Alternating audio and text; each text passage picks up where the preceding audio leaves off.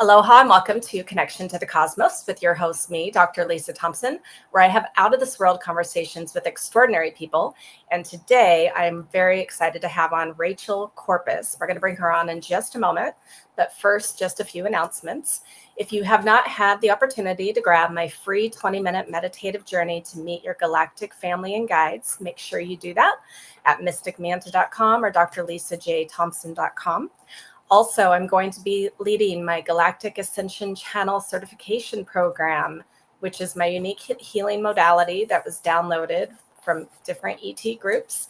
That's going to be taught online February 22nd and 23rd. So if you are already in the healing field and want to add on or enhance your abilities, this is for you.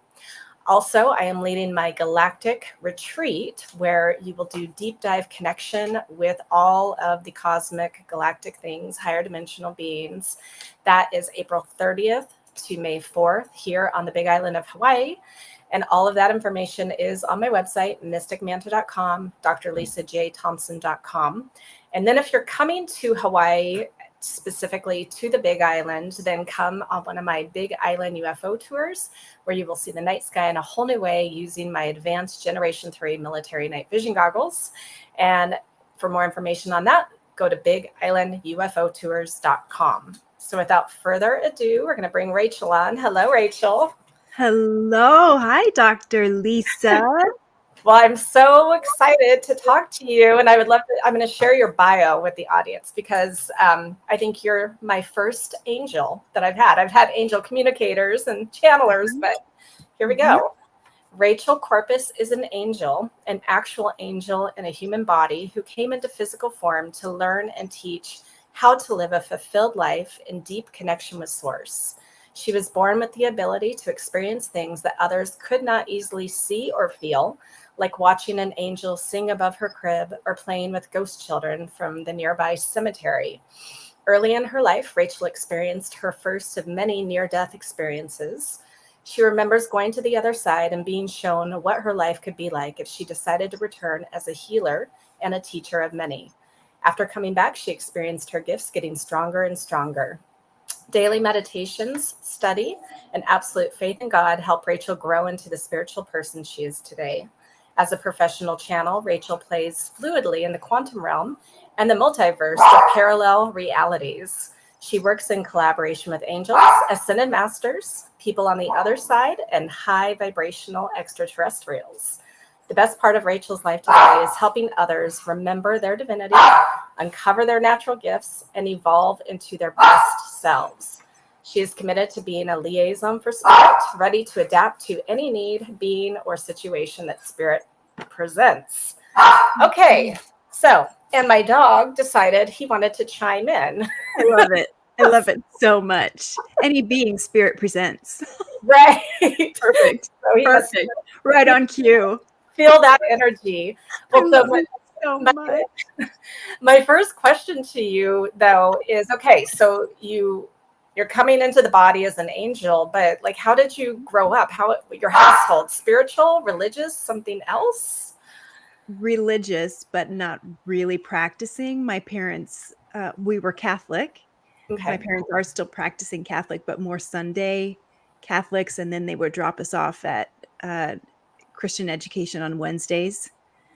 And that was really it. We didn't really talk about God much outside of that. I think when we sat at the table for important meals, we would pray before meals, and that was really it. It felt awkward to talk about God Okay. at my house. Very interesting. Well, so yeah. how did you really know that you are an angel? How did that come about? Well, I've always loved my family, but I've always known that I was separate from my family, even as a little child. So I had my own separate relationship with God.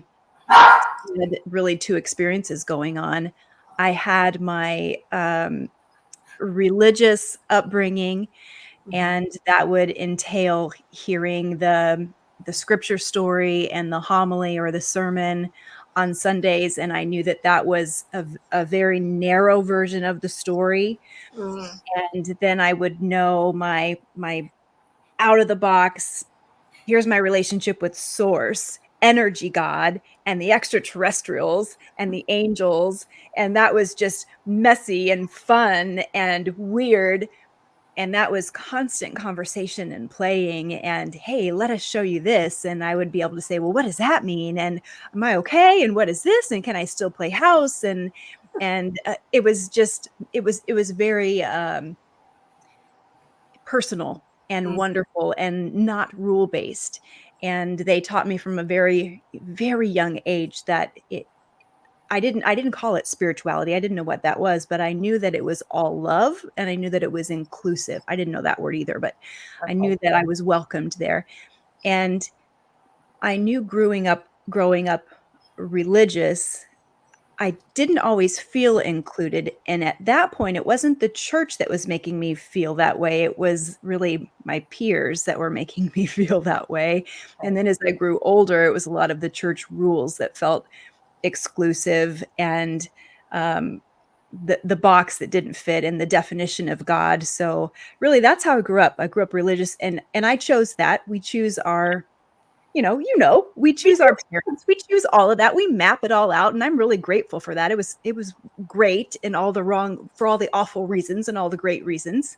That's how I grew up. Okay, well, Yeah. so I'm really curious about like your first near-death experience. Like, how old were Mhm. you when you say early in life? I was 4. Oh, I wow. was What mhm. was the situation? We were in a car wreck. My whole family was together, and we were coming home from a late night movie in a nearby town, and we were hit by a drunk driver. And so this was the first time that I experienced that I remember, at least, that I experienced leaving my body, and my body was in bad shape, but my spirit was moved out of my body, and I was bilocating, is what the angels call it. And they were able to tell me that, well, while we have you and your body's being worked on, we have a little bit of time, and we're going to tell you what all this has been about. So you can stay here with us. This is your actual home. And they showed me around, and it was this blend of beautiful heaven and also what I believe to be the quantum physical realm, which is just very energetic and um, full of shapes and designs and feelings, and also not a place at all, just is. Yeah. And they were able to tell me and show me what it would be like if I stayed, and that would be a fulfillment of a mission in itself. Or I could go back into my body, and what it would be like if I did that and fulfilled this mission here. And as I was out of my body, I realized that there was another voice speaking, and it was my voice, but it was an adult voice. So that really helps me remember my near-death experience, because I don't really remember it as a 4-year-old. I remember it both as some moments as a 4-year-old, but mostly as a developed soul, as a developed angel. And then my 4-year-old self would pop back in here and there, because ultimately coming back into my body happened because I had this glimpse of remembering my mother and how sad she would be if I passed as a child. And as soon as that came back in, oof, I was right back in my body. Okay, interesting. So then, as that 4-year-old, then I mean, like consciously, do you remember what pieces you remember from that? Or you figured out later on that, okay, this is why I chose to return to Earth? Mhm. Well, they laid it all out for me. I mean, they showed me some big parts of my life. They showed me some trauma that I would go through, and that all that played out. Some other things were added that I think were free will based. Some pretty crappy decisions that I made on my part, and they said you are accepting a human experience, and it will be difficult because in order to help as a pure incarnated angel, which is different than an earth angel. But to be a pure incarnated angel, you get to understand, not have to, but get to understand the human experience. And to do that, earth is, as Dolores Cannon has taught us, earth school. Earth school, yeah. And you get to feel that, and or else you don't know how to help. You don't know Mhm. how to hold the space. And so I certainly did that. And then they showed me what would happen when I got to the other side of all that trauma. And that's really where I am now. And they showed me that if I were to be brave and authentic, that this could be the outcome. And, they didn't promise riches or anything like that, because honestly, that's not what I wanted.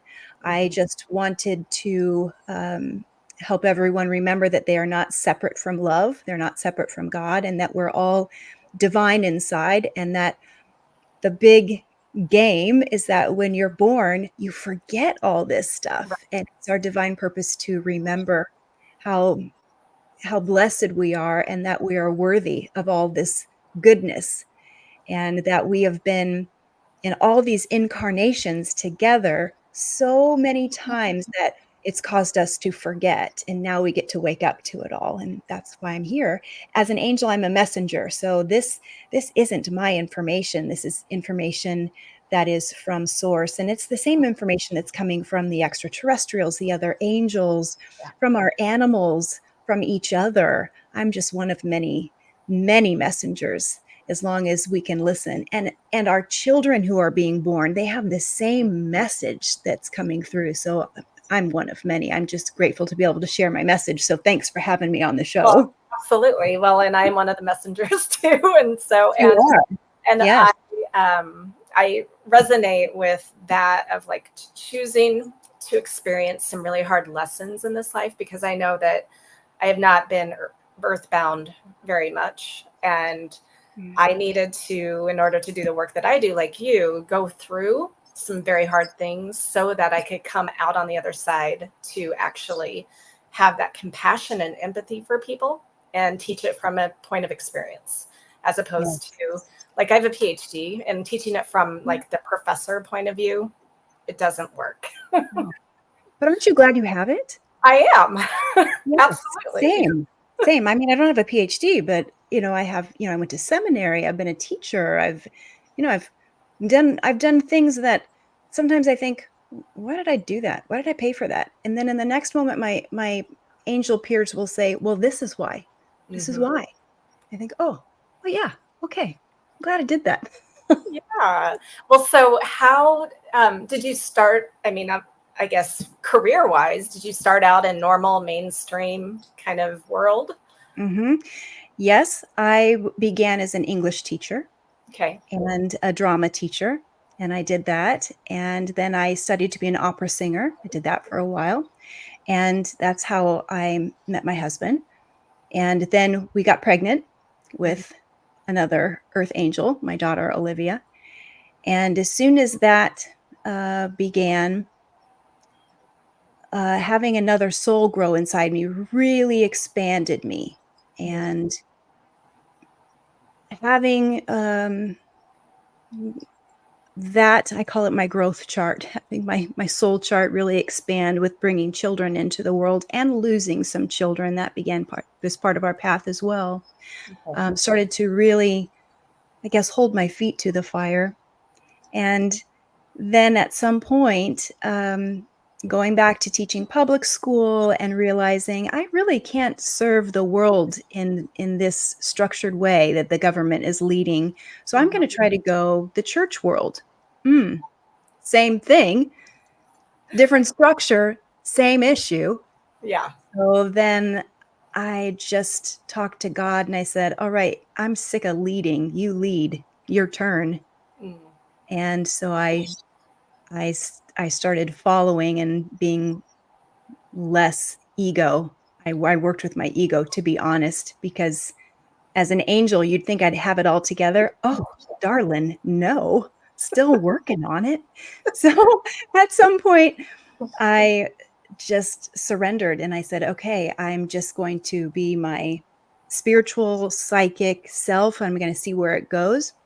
And I ripped the Band-Aid off. And when people would say, what do you do for a living? I would say, I'm an angel communicator. I'm a psychic. And I started to try those labels out. And it started to not be so weird. And I realized that when I was authentic, it was giving other people permission to be authentic. And then, just a few months ago, I started to say, oh, I'm an angel incarnate. And that's not weird anymore. Well, so I'm curious because I know you're in the Midwest, and Uh-huh. you know, it's, at least based on my experience of living in the Midwest and having family there, and it's pretty religious, lots of Mhm. different religions. And so I'm curious how your family, as well as just the people around you, when you say I am an angel or I'm a psychic, how are they responding to that? Depends on the people, depends Okay. on the moment. Also not my problem. Right. And that's my mantra. Mhm. I respect their journey and I respect where they are. So, I don't always walk in and say, "Hey, the angel's here." No, I read the room, and I'm very grace-filled about it. But I no longer hold myself back because no one should hold their truth back ever. But I have found that because I have this agreement with God, source, creator, however one likes to describe God, but I say God, that nothing bad has happened to me and there will be no persecution for me Yeah. in this lifetime. And I would say lightly, sometimes people will say, "Well, that's weird." You know what I have found, especially in this media tour that I'm on and beautiful shows like yours. I've been delighted that people have the chance in the comments to disagree. "Well, I Mhm. don't believe her. Angels don't wear makeup. They can't be incarnated into a body." You know what?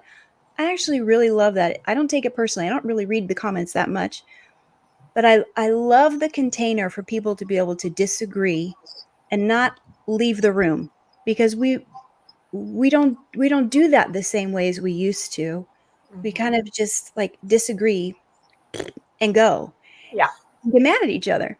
And I'm really loving that there's a I'm I am with God being the guinea pig, I guess, for people to argue about it. I don't mind, doesn't hurt me a bit. And even in my personal life, I really don't mind being the one who farts in the punch bowl and leaves the room and gives somebody something to talk about. That doesn't bother me a bit. I don't mind because it brings people closer to God. Even if it's a little bit of a detour from the party for a minute, I don't mind a bit. It's been lovely, honestly. I'll do it. All It's fun. right. Well, Mhm. and when I moved here to Hawaii 3.5 years ago, that's when I was able to fully like own who I am. Uh-huh. So very similar, where I had to get over whatever other people think of me is none of my business, Not my and business. we're here to plant seeds, to spread our Yes. wisdom, our light, Yes, and girl, so. yes. But for years, I wanted to fit in and be normal, and all that. But Mm. now I'm that's not. Wings out. So, Yeah. well, so then how do you work with this synergy? As I mean, like, what services or what do you do to with your beautiful energy that you're bringing forth as your angel self? Mm. Well, I love to see people in sessions. So right now, that's how I spend most of my time. It is evolving into teaching more, which is my passion. Once a teacher, always a teacher. Through. And so, yeah, I feel the angels and the extraterrestrials starting to create a different template for my life. So I know that's going to be changing at some point, and I have some writing projects that will be showing up soon. I have an oracle deck and a writing project that's lovely and will show up at some point. Right now, I mostly see people in small groups or one on one, and I love it, and also I can't do it forever, but that's where I am right now. So people can get a hold of me on my website, rachelcorpus.com, and I will be creating some more content that people can just hear from the angels. And one of those that's already in existence is my podcast called Angel Talk. And Hmm. that's on the Mind Body Spirit FM network or anywhere you get your podcasts. And that's just a time that I could share things that are happening in my world, like boy, sitting on my deck because there's an extraterrestrial that sits with me for a while and talks to me, like that stuff. Or I'm getting up in the middle of the night to get a snack and there's a ghostie that's watching me, just normal stuff. And podcast, fun things like that, or how to raise your frequency, or how to move into your crystalline body, or cool quantum physics stuff for dummies, things like that. Good Okay. shit. Just the good shit. You know. Yeah. Excellent. Well, so in terms of when you're experiencing like the ETs or the ghosts, what clairs are you using? Are you clairvoyant, so where you can really see them, or and what Mhm. are the other ways that you're experiencing them? It kind of depends on them. Okay. If they are comfortable coming through, yes, I'll see them in the room. If they're a little bit shy, I'll see them in my mind's eye, or we will just talk quietly. It really depends on their comfort level. But yes, any clair that's needed, right? I'm a bit of a chameleon. Mhm. Okay. Yeah. So in terms of the extraterrestrials, since that's up my alley, Yeah. I would love to know, are like, do you know who's coming through? Like, are they specific races, or are they don't want to label that? Again, it's kind of dependent on the moment and what's needed. I'm a member of a galactic council, and so as part of that, we shift into, like I said, what's needed at the moment. So let's look at the recent Lionsgate portal. There was a lot happening with light pouring in and people's cellular structure adjusting to receiving more light. And so we had a lot of Syrian coming in, a lot of Andromedan coming in. And so there are a lot of representatives coming in just to chat and say, all right, I want to say hello because I'm going to be in your atmosphere. And so I have a lot of visits like that. And sometimes it'll be at 5 a.m. and it'll just be a little check-in. Or sometimes it's very late where I'll drive by a Saturn and there will be a Palladian sign or something like that, or a Saturn sign and on a car, something like that. And I know, oh, there's their calling signal. Mm, Sometimes I'll be in a car and everything will go silent in slow motion and I'll realize, oh, there's a message coming in. And sometimes they will be right in my bedroom and, the ceiling will open up, I'll see a gateway, and they all come in. It really just depends, and who comes in seems to be in alignment with the message. I also can call them in if I have a need, if I'm not feeling well, or if mhm, I have a concern.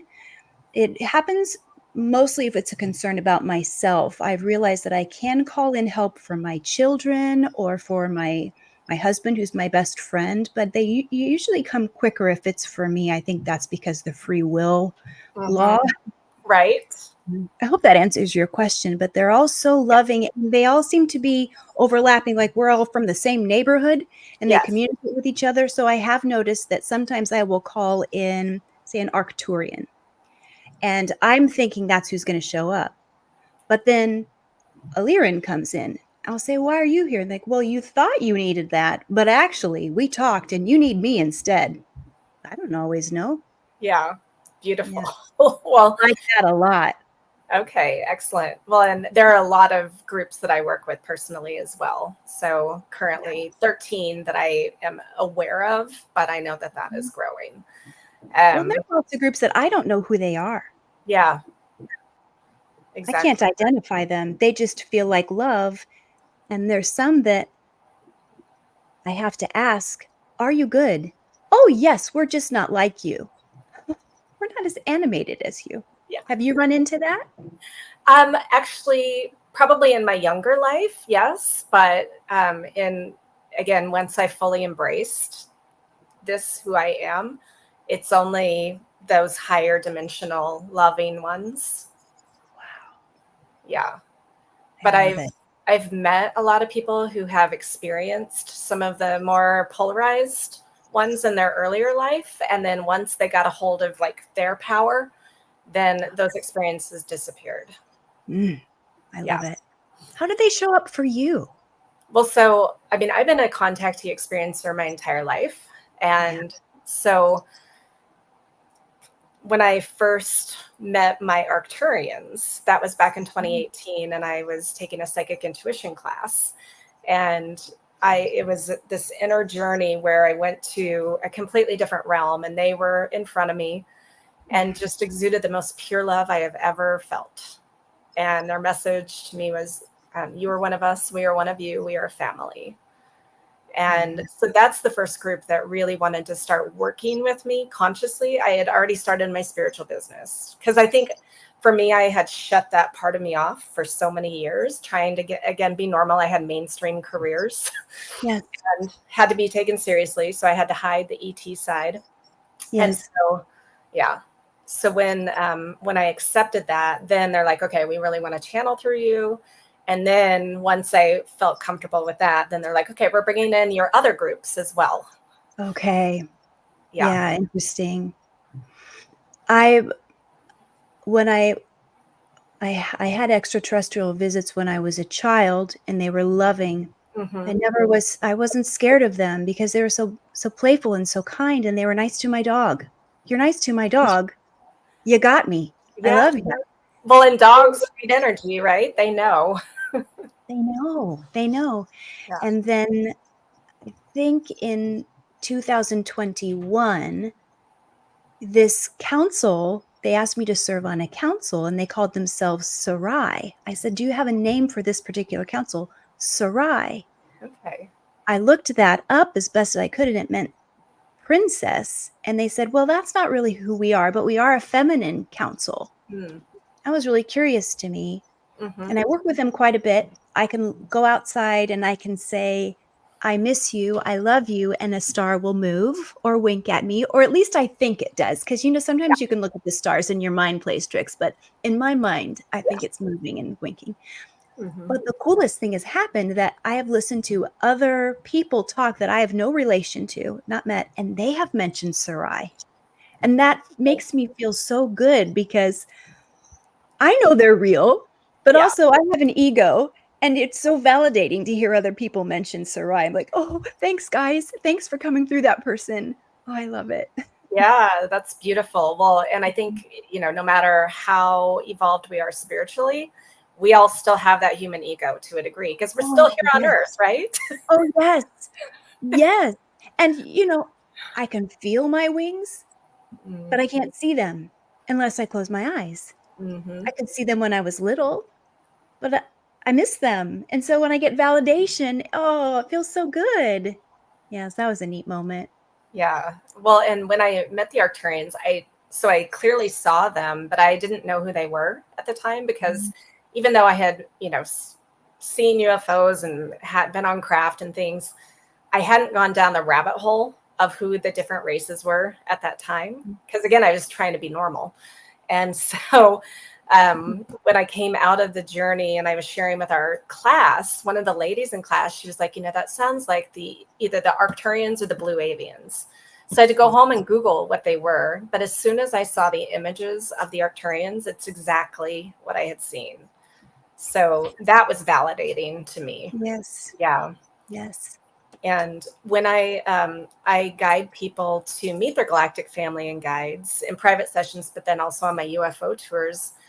And it's interesting because some of them have never seen, they know the typical maybe gray shape Right. or whatever, but they don't Right. know some of the others. And when they describe what they were experiencing, and then I show them some images that, that is not a gray race, and it's like clearly what they saw, they're amazed. It validates Life them. has changed. You Yeah. changed their life, my friend. Oh, sister, you're doing such great work. Well, so are you. So thank you.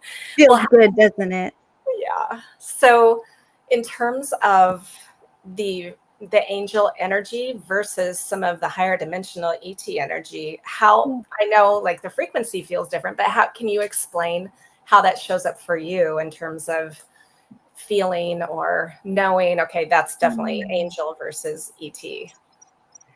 To Or is it me, the same? ETs feel so much the same. We've mismarketed extraterrestrials so much. They are so loving, and they're Yes. here to help, and they've been here forever. Yes. Angels have been here forever. I'm not the only incarnated angel. Extraterrestrials have walked among us. They will be here more. Mhm. And there are also hybrids. There are hybrid extraterrestrials that are human in form, and there are hybrid angels. So to answer your question, I feel confident saying that the angel vibe and the extraterrestrial vibe are very, very similar. And what I've learned from my angel peers is that equality is very important. So I don't think I would hear them, and I don't feel personally that angels are better than any other being. Even in our own realm, archangels are not a higher rank than the dominion angels or the cherub angels.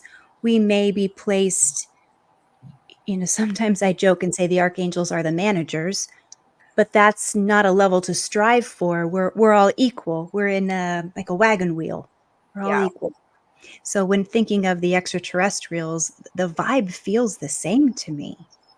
Okay, interesting. And I know that at least with the Arcturians, that people who have experienced angels and then Arcturians, that the energy feels very similar. Yes. But because it is a more like a Christ consciousness, it's a higher consciousness. Yes. We're all one. We are. No matter what costume we have on, we're all one. Yes. So what are there any messages that either the angels or the ETs that they would like to share through you today? Thank you for asking me that. Let me just get into that vibe, okay? Yeah.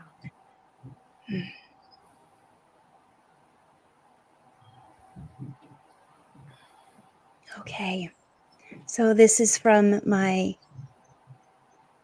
angel family, from the angelic realm, and I feel someone in particular coming through. Definitely feels like an archangel. Oh, this is Gabriel. Oh, fun. Oh, how fun. He's a riot. Okay. Okay. All right. He's just kind of sit on my lap. Let me back up a little bit. Give him a little space. It's going to make me hot. So hold on. I got to strip. Hi, everyone. I'm Archangel Gabriel. Oh, it's been so fun. Oh, Lisa. Oh, Lisa. Oh, first, may we just impress upon you all that we are so blessed that you're listening to Lisa's program, because we often channel through Lisa, and she knows this is nothing new, but we have this partnership with Lisa, and by listening to Lisa, you are all growing in your expansion. Your hearts are expanding like a lotus. And so we would like to first thank Lisa for listening to us and partnering with us. So thank you, Lisa. Thank you. Thank you. And thank you, all of you listeners, for partnering with Lisa as she does her work, because you expand as Lisa expands.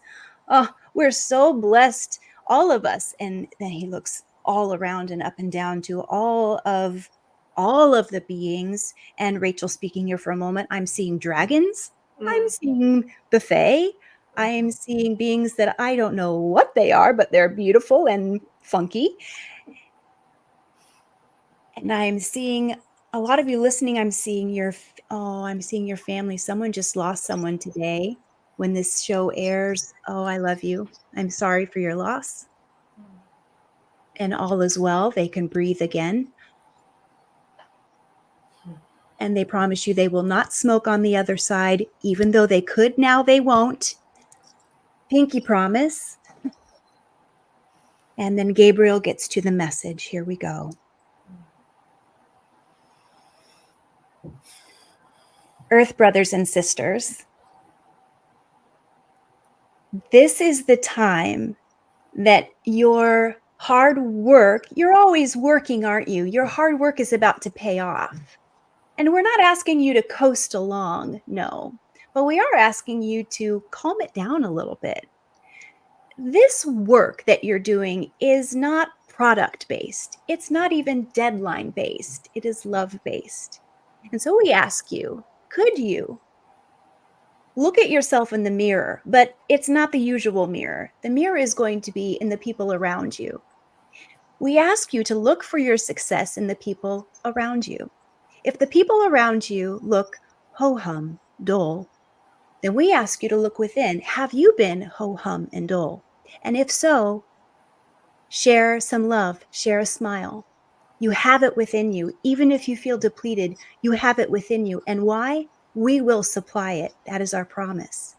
If you are feeling depleted because your earth needs have not been met, then we are requesting, no, demanding, you ask us for help.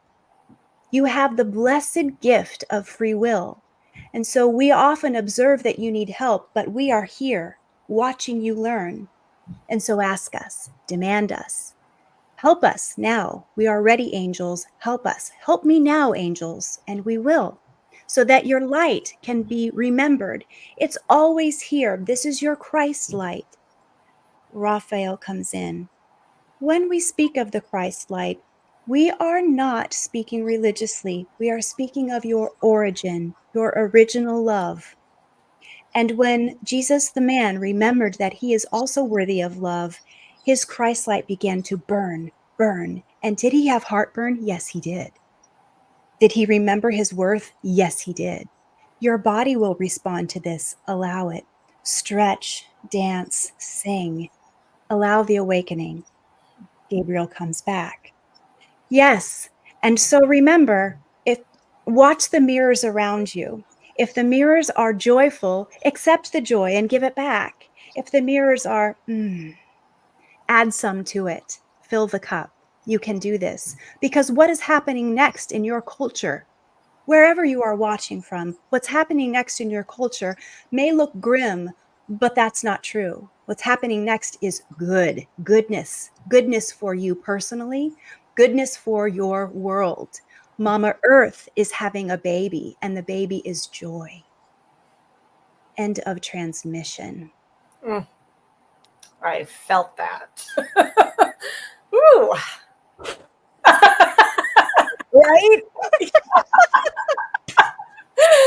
Oh my God, that was fantastic.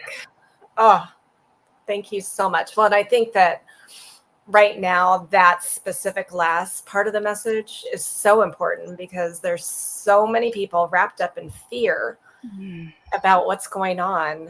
And yeah, there's nothing really to fear. No, there are things, the angels show me there are things to be managed. Mm-hmm. And if we can manage those things without catapulting fear, without layering fear, we're going to do so well. We've been through all this before. We can do it. Yeah. Yeah. There are great opportunities to grow in love. This is all it is. We're in the time of opportunity, and the 1,000 years of peace has begun. We've been waiting for this for what, 26,000 years? Right. Hi, we're here. And if you're here on Earth, you plan to be here at this time. Mm-hmm. The alarm is going off. Don't hit snooze. You're here. Congratulations. Yeah. Well, and for those who weren't ready to be part of this, they are checking out. Yeah, they're checking and out. have checked out. Mhm. Yeah. They'll either observe and help or watch from the other side, or they will incarnate into a new body Mm-hmm. that is fresh and ready. Yeah. Or they'll go to another planet. They'll incarnate to a different planet where it's not a school. Yeah. Mhm. And so your experience, because you do work with, people that have passed as well, right? Yeah. And you've had those experiences. So in the last year, my husband committed suicide and my mother passed away. Oh, wow. Big year. So it has been a big year. And I do know that, like my husband, there's so many different teachings about what happens if someone commits suicide. And I know, or at least I feel, that he has been able to move on and all of that. What is your understanding about that specific thing? Because that actually is happening more and more on Earth right now. Yes. People are completing their lives on purpose, Mm-hmm. with intention. Yeah. What the angels show me is that the rules that have been made up about what happens to us, let's say religious rules, that if you die by suicide, you go, what the teachings in some religions, that you go to purgatory, you must be prayed out, or you are stuck somewhere, is false. Yeah. That you leave your body and you are escorted in love to the other side. In fact, there is no hell.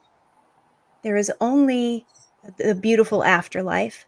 Now, the afterlife is layered with pockets and bubbles and dimensions and densities. There's so many places you can go. And so if one decides to end one's life, where they go is going to be a therapeutic place. Mm. And so one gets to rest and eat and choose the healers that he or she has. There is no punishment. And I've talked to so many people who complete their life, and their hardest part for them is their self-judgment. But no one there punishes them. I've not seen it. Mm-hmm.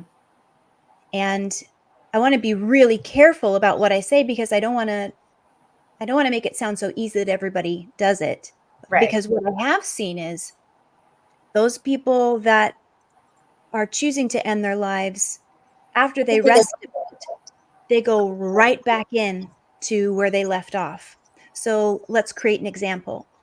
If someone were to leave this life because they were dealing with extreme family trauma, their next life, they would be highly encouraged to incarnate into that same family, or a family with that exact same family trauma, because that's the lesson that they had signed up to learn. So you're really not escaping anything. You're giving yourself a break. Mm. That's Beautiful. what I've been shown to be true. Yeah. And that resonates with me as well. So, Yeah. yeah. Yeah. I hope Beautiful. that helps. Yeah. Yeah. And I am to give you this. Hello, best friend. Oh. I hope that's okay. Oh, it is. Yeah, it is. So, in our last bit of time here, is there anything else that you would love to share about either your services or words of wisdom or anything else? Anything? I just want people to know that their connection with God, they don't need anybody like me. They don't. I would love to help you. You can find me on my website, but honestly, you don't need me. You don't need anybody but you and God, however you define God. You don't need angels, you don't need oracle cards, you don't need pendulums, you don't need any of it. You just need you and an open heart. That's the message. I'm so happy to meet you and to connect with your viewers. My reason for living is to help you remember that you are loved. That's all you need to know. And if you can keep that in your heart and walk through every door frame, wake up every day and remember that you are worthy and you're loved, your life is going to change. And that's your reason for seeing my face today. You don't have to book a session. I mean, it's great if you do, but you don't have to. Yeah. That's all. That's Yeah. all. And I love you. Beautiful. Yeah. Well, so rachelcorpus.com is your website again. And then what social medias are you on?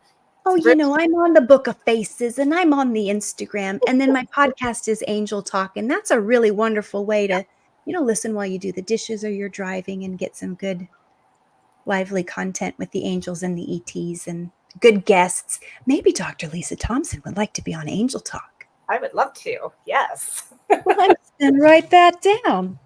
We'll have to make that magic happen, won't we? We will. So thank you. It has truly been a pleasure to have you on the show and the work that you're doing. And just really thank you for incarnating into humanity right now. Same. Ditto, love. Ditto. Thank you. And for those of you watching or listening, thank you so much for being with us. And I'll see you next time on Connection to the Cosmos. Aloha.